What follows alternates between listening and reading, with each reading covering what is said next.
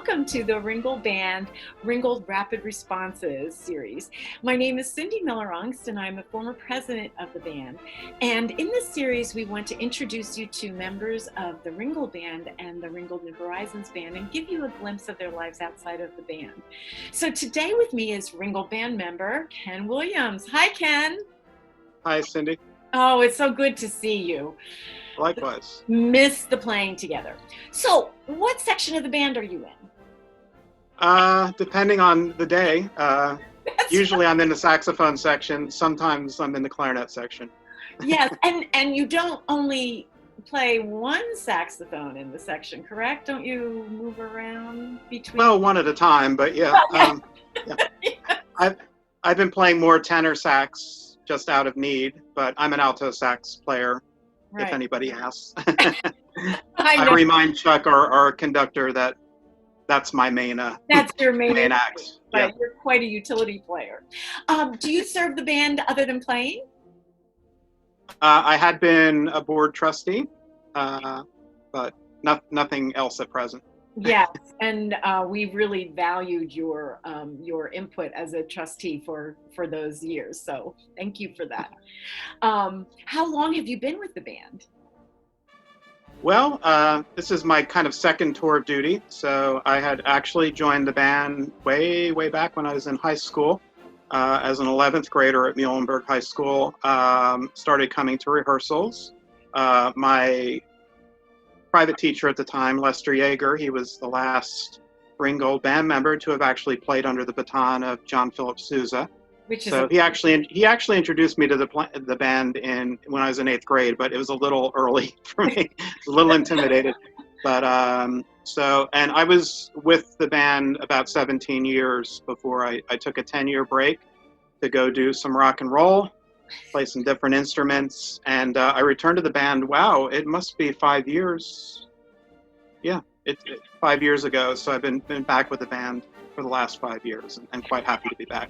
Well, we're glad. You know, that's a more common story than you would think, with number of members that I have interviewed that started their career in high school and then went off to college and other jobs and came back. So, but 10 years away, that was quite a while.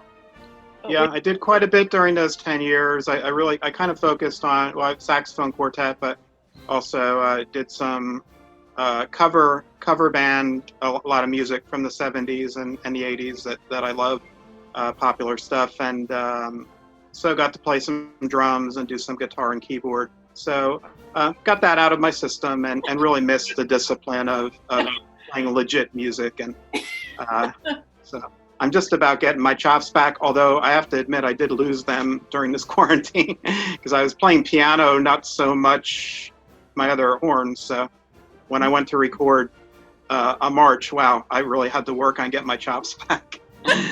Yes. Oh gosh. And well, it's just not as fun alone as it is with a group. Oh, absolutely. Yeah. Yes.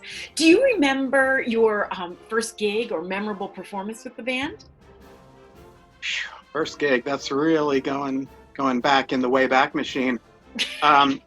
I can speak just more generally to my early gigs, and just I started out in the clarinet section back in the third clarinets, and when I visit that section, that's pretty much where I belong at this point. But yeah, I just remember the clarinet section being really supportive. Some definitely long-term members like Ed Crucial and John Connolly, and Bob McGarry was kind of my third section mate. So really a lot of history was kind of transferred to me during that time. And yes. I had actually played in Potsdam band prior to Ringgold. I started, I think, in 10th grade, but so it was just starting to learn the band canon and the different styles. So, but you know, I remember those early years as being, you know, really kind of formative and just really getting a handle on all the different varieties of music that we play, and that continues to this day.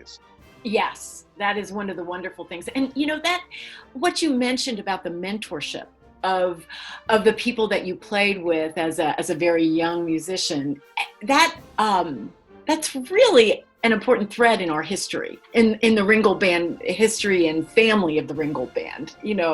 I had some when I started, and you need that, because when you're thrown in, my first performance with the band was the first time I ever played with them, and when you're thrown into those situations of playing with march after piece after piece, it goes very quickly. Yeah, it was quite an adventure, and I was just happy to keep playing.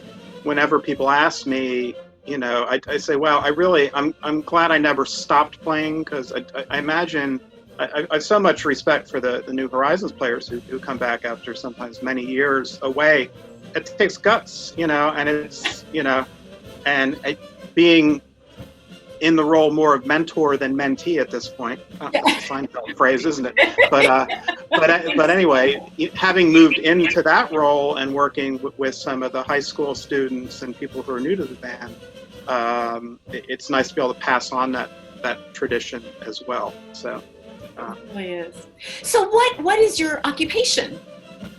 my occupation, well, I actually just moved from a training coordinator position to a clinical specialist position in my agency. But basically, I work with individuals who have intellectual disabilities. A lot of them have other challenges as well, medical challenges and mental health challenges. This has been my career ever since college. But I've kind of had the privilege of doing different things throughout those years. So actually had an opportunity to move into doing clinical support, and it's something I've wanted to do in my career. And as I'm entering the twilight of my career and looking at retirement, yeah, time's running out. So this is a great opportunity, and I will say it's been a challenge during this quarantine to start a new job. So I'm doing the best I can, asking people to be patient with me, and so far so good. Well, that's good.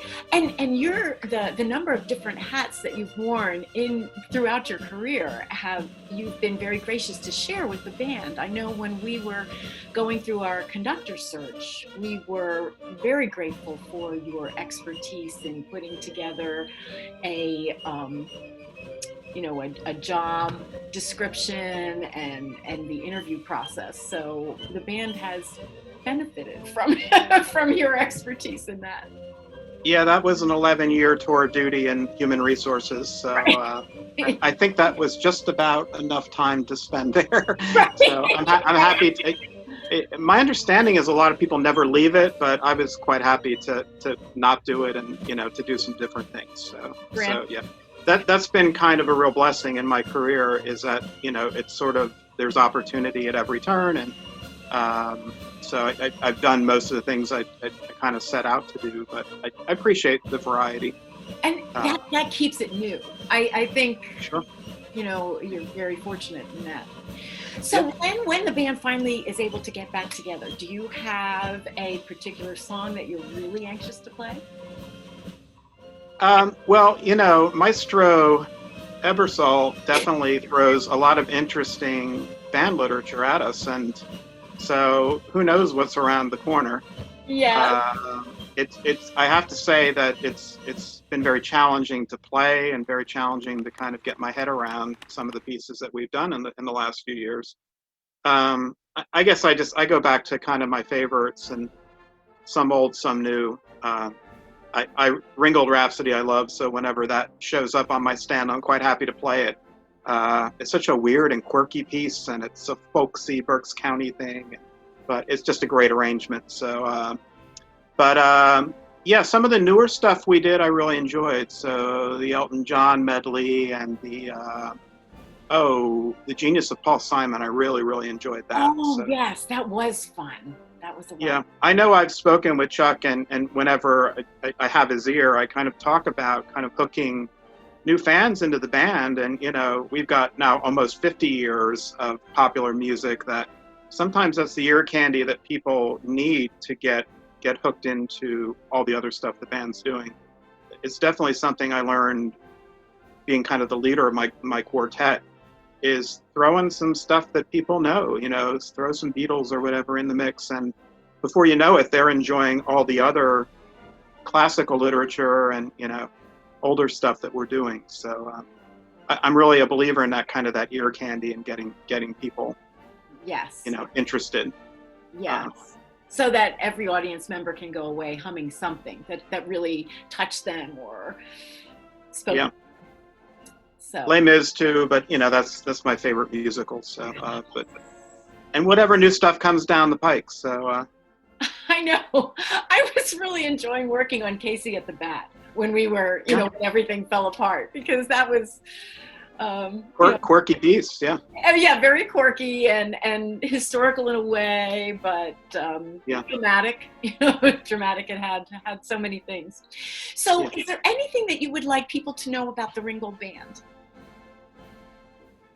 Just it's a wonderful organization. It's a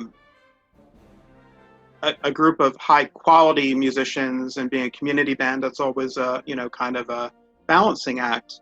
I would like to think that people would really enjoy us if they gave us a try.